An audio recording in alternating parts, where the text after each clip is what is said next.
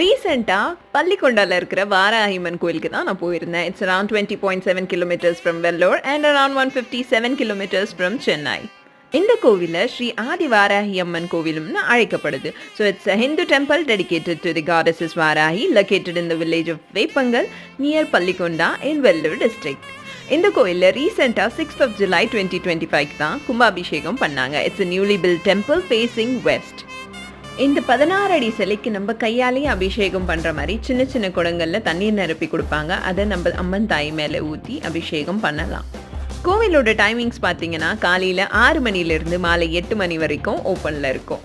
இந்த கோயிலில் ஒரு விஷயம் நான் நோட் பண்ணது என்னன்னாக்கா, நம்ம கையாலேயே மஞ்சள் அரைச்சி அந்த அம்மன் தாய்க்கு பூசி விடலாம். இந்த கோயிலில் ஒரு பெரிய 10 தலை கொண்ட சர்ப்பத்தொழிய சிலையும் அங்கே இருக்குது.